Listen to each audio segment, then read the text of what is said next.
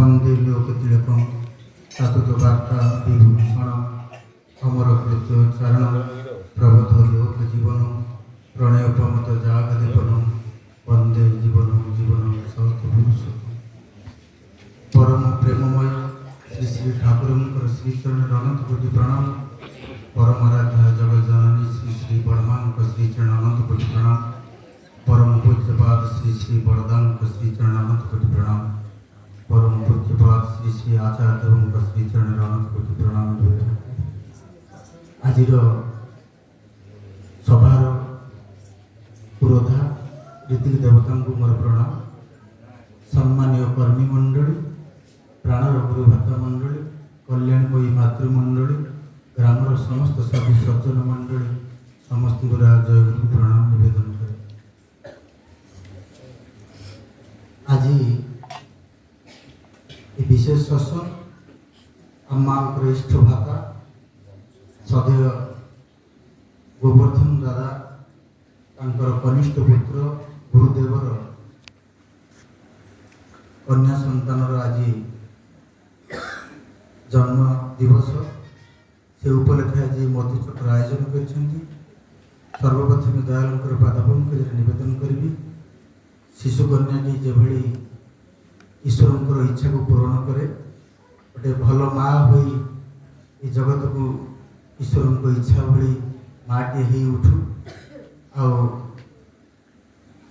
गोवर्धन दादा परिवार परिजन और समस्ते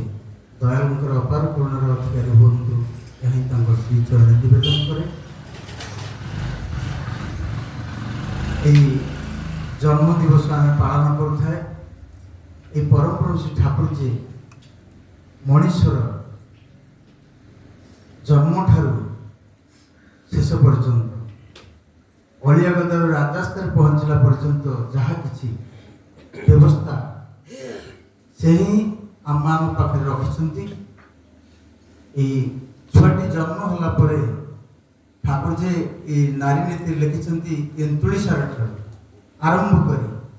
तार जीवन चर्या किभली करने कथा ताहा आम पाखे परम ठाकुर रखिंट। लीला केवल विशेषकर मनीष जन्मदिन ठारू परम ठाकुर गोटे बाणी कहते नारी ठारू जन्मे जाति नारी जातिर प्राण जुगे जुगे नारी कोले आसंती भगवान भगवान भी नारी कोले आसंती मार विशेष प्राधान्य। परम ठाकुर तो जहाँ कि लिखिं प्रति कथा प्रति समय कथा से दिन जड़े रीतिक जाजन करते शुणुली बंधु को कहते तुम्हें परम ठाकुर दीक्षा नबार कथा से दिन से रामकृष्ण ठाकुर दीक्षा नहीं था कहते ठाकुर दीक्षा नवा निहाती आवश्यक मुझे तो रामकृष्ण ठाकुर दीक्षा नहीं से दिन से यही कथा कहते पिलाटी जो विकलांग हुए कहीं हुए आ रामकृष्ण ठाकुर चरित्रामृत से तो कहीं लिखा जाए ना रामकृष्ण ठाकुर तो कौटी कहना कौन साइंस आज कौन संस्थार गुरु माने ये कथा कहना केवल परम ठाकुर कहते से दिन से कहते ये माँ जिते संतान संगम हुए बापा माँ मिलन हुए माँ जो भली मानसिक नहीं तार से संतान को से उपढोकन दिए से भली संतान तार जन्म नहीं विकलांग कथा कही कहते सुभाष बोसर कथा कहते जो ठाकुर हरनाथ लज रोते पुरी रे सुभाष बोसर बापा माँ से मिले ये सुभाष बोसर जन्मर मिलन प्रथम मिलन ठाकुर पाखे मानसिक अनेक कथा मुझे छोट मुंडे मुखे कहीपु ना तथापि से सुभाष बोसर कथा माँ मुख्य थे से जन्म पर अनेक दिन पर तीन बार हिमायतपुर माँ जे पठे सुभाष बोस गलापर सब नेताजी बोली कहे सुभाष बोस ठाकुर बसी था भक्त मैंने बसी सुभाष बोस जो गले शिखबार कथा से सुभाष बोस जाऊ जाऊ सब भक्त मान कहले चेयर देले बसवाई सुभाष बोस टी थमीगले कहले मोर गुरु मोर बापा माँ जी गुरु आगे मुझे चेयर रे बसबी ना मुझे तले बसबी बंगला कहते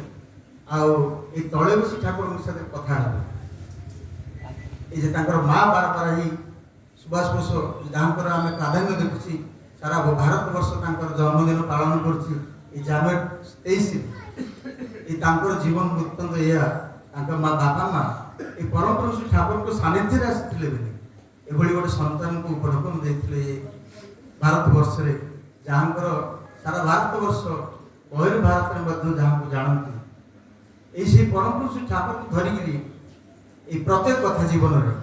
चाहे किसी तेणु ता भर बापा माँ बेस प्राधान्य परम ठाकुर बाणी कहते दादा सब पढ़ते आप जानते